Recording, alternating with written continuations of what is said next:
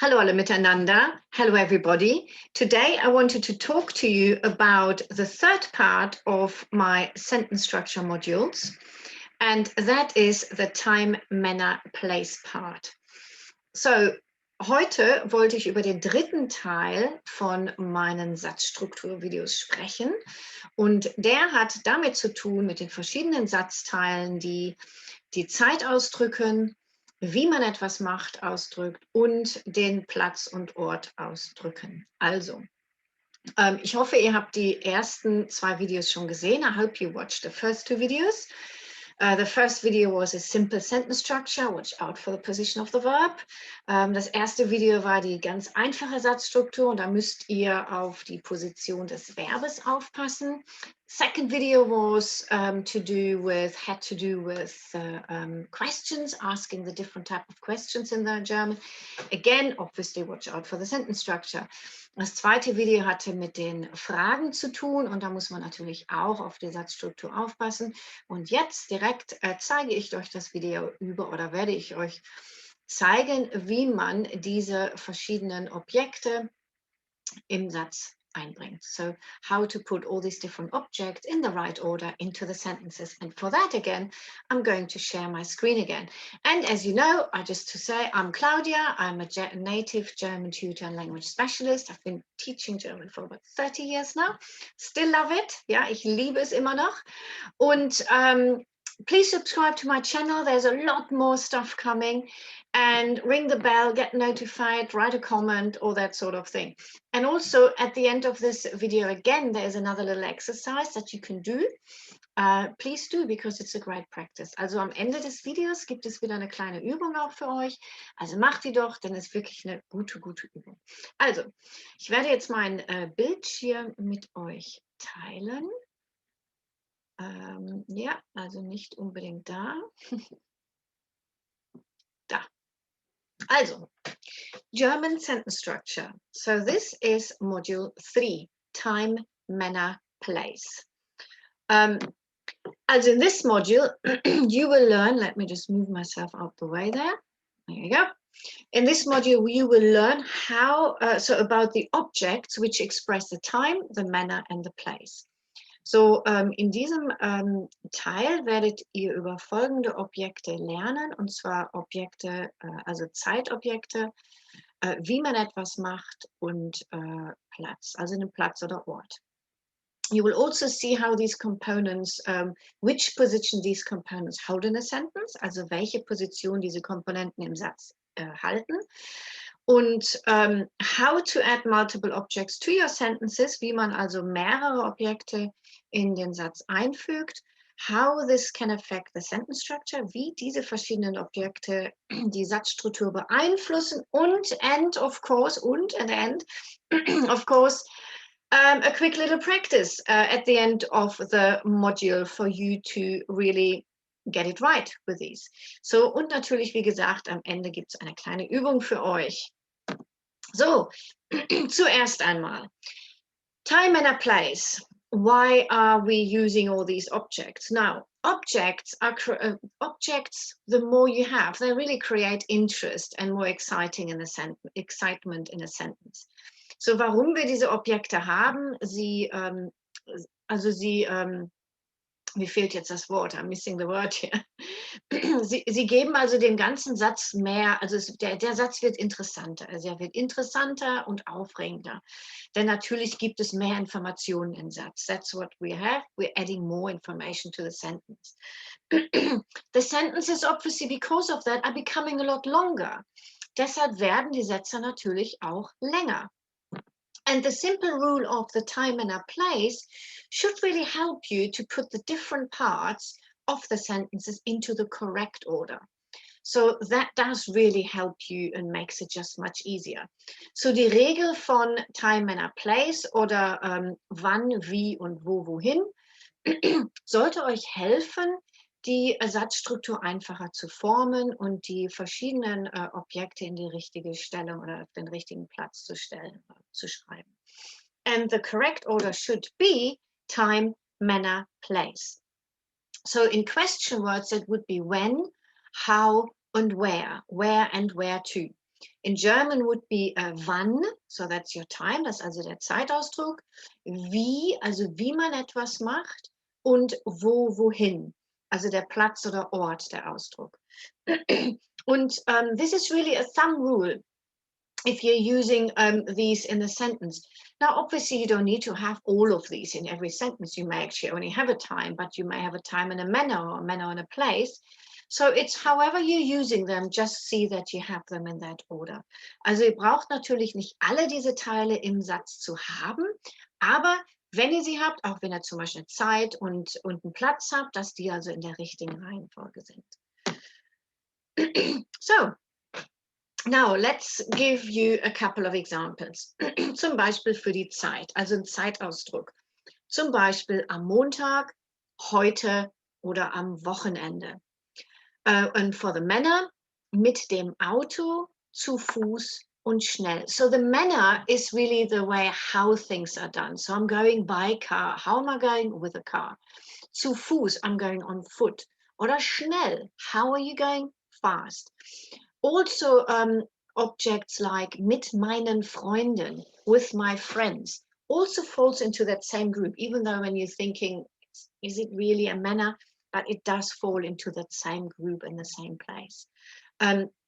Also und dann das letzte, place, der Platz, nach Berlin, ins Kino, in den Park. Also nur mal zum Beispiel, just for example. Now, coming back to our really, really simple sentence, as we had, ich gehe in die Stadt. Yeah, so again, I'm keeping the sentence really simple to add everything, plus it can't be too long because it won't fit on the screen. Der Satz kann natürlich sowieso nicht so lang sein, denn er passt einfach nicht auf meinem Bildschirm sonst. Naja, also wir haben hier den ganz einfachen Satz, ich gehe in die Stadt. Simple sentence, I go into town. Now, we actually have already the place here. So ich gehe, gap, gap, gap, and then in die Stadt, because we know that has to be at the end. Now, if we wanted to add anything else in, like a time expression, or how we are going, that would have to be in the middle. Ja, also ich gehe, dot, dot, dot, Punkt, Punkt, Punkt, in die Stadt. Zum Beispiel können wir die Zeit hier reinbringen und ich kann natürlich sagen, ich gehe heute in die Stadt. So I'm going into town today. And if we're using the other one, so wie man etwas macht, ich gehe heute zu Fuß in die Stadt. So let me just explain the different parts as well of the positions, because obviously I have explained them really well in the first module and the second module, but just in case you haven't seen the first and second module yet, you should really do that to get the full benefit of this. Also ich habe natürlich im ersten Teil und im zweiten Teil diese verschiedenen Satzteile ganz genau erklärt. Und falls ihr es noch nicht angesehen habt, dann solltet ihr die 2 Videos wirklich ansehen. Also sie sind auch wirklich fantastisch. But just to explain you here, so subject, in this case ich, is always the main part of the sentence, and the subject determines the ending of the verb. Hence I say ich gehe, that's why I've got the I. Ja, also das Subjekt im Satz ist der Hauptteil des Satzes und nach dem Subjekt richtet sich die Endung des Verbes. And then the verb, in a sentence, the verb stands in second place. It is the doing part, and obviously it has the ending depending on the subject. We also had in the previous video the questions, and that's the only time, obviously starting a question, you can have the verb at the beginning, but otherwise, remember your verb is in second place. The verb does not move. Also das Verb bewegt sich nicht. In einem normalen Satz steht das Verb an zweiter Stelle. Und es bekommt natürlich, wie gesagt, die Endung vom Subjekt. Also die Endung, es kommt darauf an, was für ein Subjekt wir haben. Also hier haben wir ich und deswegen ist es ich gehe. Als nächstes kommt der Zeitausdruck. Next is a time expression. So the time expression can be after the verb or as well at the beginning of the sentence. Ja, also der Zeitausdruck kann nach dem Verb kommen oder am Anfang des Satzes. Und Manner, also wie man etwas macht, kommt dann und zeigt also, wie etwas gemacht wird. und am Ende steht der Platz, also in die Stadt. Ja? Nun, let's create a little bit of variety in the sentences. Let's start with the time factor. Ja, so heute gehe ich zu Fuß in die Stadt. Again, your verb is second place. I keep pointing out the verb. The verb is really important that you keep it in second place because that's what most people, even if you have advanced students, they still sometimes get it wrong that the verb is not in second place. Hence, I'll keep saying that. Also es ist ganz wichtig, dass das Verb an zweiter Stelle steht, denn auch Leute, die schon fortgeschritten sind, haben oft das Verb nicht an zweiter Stelle. Oder oft schon, aber auch wirklich auch nicht manchmal. Also ganz wichtig, hence I'll keep on going on about it. Deswegen sage ich es immer wieder. Also, heute gehe ich zu Fuß in die Stadt. So, let's give you those other examples I had in the other two videos. Also ich gebe euch mal die anderen Beispiele, die auch in den anderen zwei Videos waren, ja, um ein bisschen Varietät hier reinzubringen. Herr Müller kauft, die Lehrerin fährt, wir gehen. Und dann kommt erstmal der Zeitausdruck, dann kommt der Ausdruck, wie man etwas macht. Und dann haben wir hier die Zeitung, ist einfach ein Objekt, das direkte Objekt. Und wir haben einen Platz.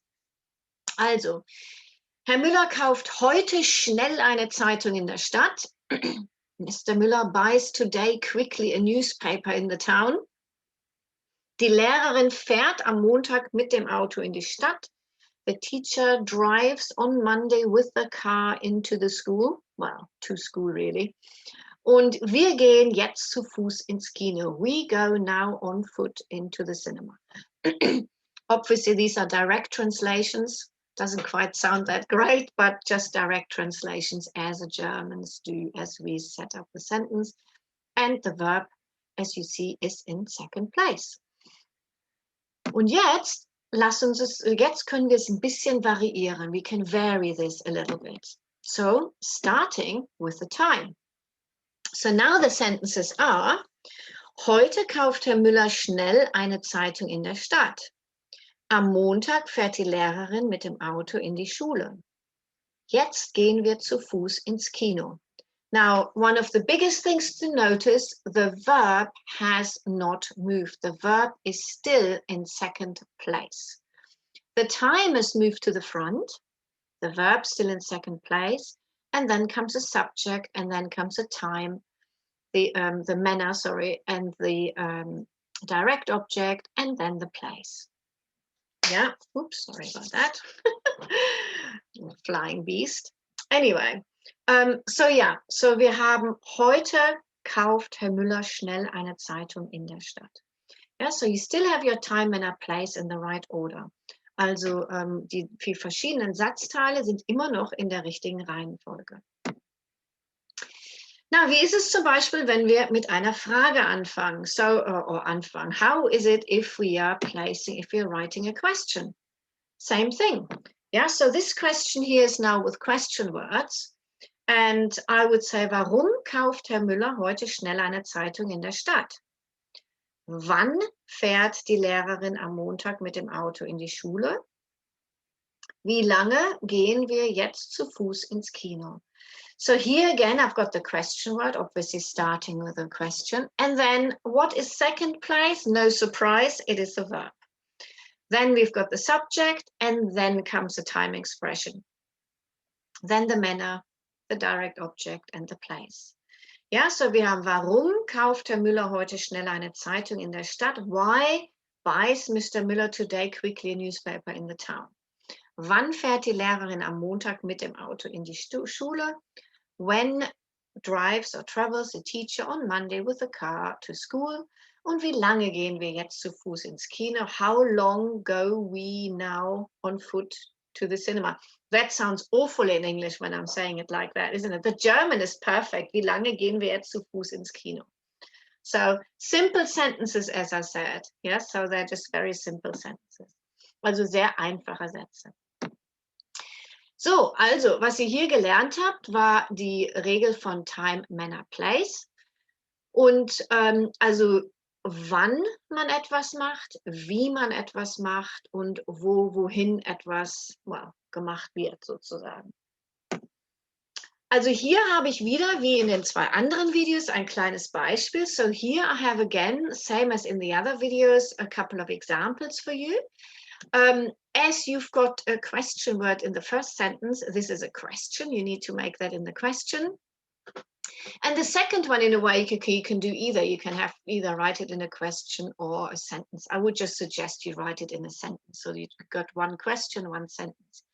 But again, you can choose the second sentence, you can choose how to start it. Whereas the first sentence, you will have to start with one. Also hier sind wieder 2 Sätze zum Üben und der erste Satz, weil es natürlich ein wann, also ein Fragewort gibt, muss dieser Satz oder diese Frage mit wann beginnen. Und der zweite Satz könnte entweder eine Frage oder ein Aussagesatz sein. Aber vielleicht, um die Varietät zu haben, könnt ihr den Aussagesatz schreiben. So, wenn ihr dieses Video anseht, würde ich sagen, stoppt doch bitte das Video. So if you're watching the video, obviously, why don't you stop the video and write the questions down? Just write the questions and sentences down before you have a look at the answers. Also schreibt doch bitte die Sätze auf, bevor ihr die Antworten seht. Ja? Und natürlich habe ich euch die Antworten gegeben. Of course, I've given you the answers. Und hier sind die Antworten. Das erste also war eine Frage. First, obviously, was a question. Wann fahren die Freunde heute mit dem Auto ins Kino? Yeah, so when are the friends going today with the car in the cinema? To the cinema. Ja, wann fahren die Freunde heute mit dem Auto ins Kino? Und der zweite Satz könnte zum Beispiel sein, es gibt mehrere Varietäten. I should actually write the different varieties under here. I haven't done that.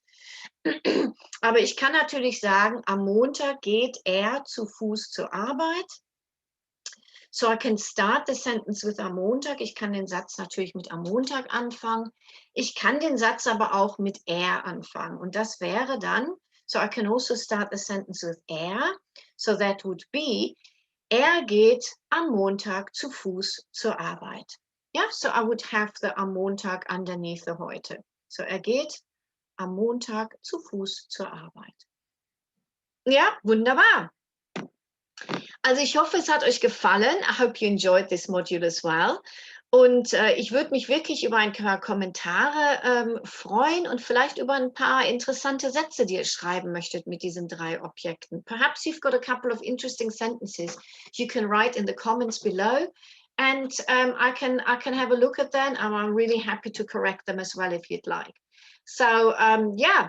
So this is it. So the next module will be ready very soon. Well, actually tomorrow. Ja, also es wird morgen fertig sein. Ich wünsche euch noch alles Gute. Bis dann und denkt dran, please subscribe to my channel. Abonniert doch bitte meinen Kanal. Es wäre wirklich toll. Es kommt noch vieles, vieles mehr. There's still lots coming. And if you have any questions that you want answered, put them in the comment, and you know, I can always create something like this for a question that you have. So ich würde auch gerne irgendwas kreieren für eine Frage, die ihr habt. Also bis dann, tschüss.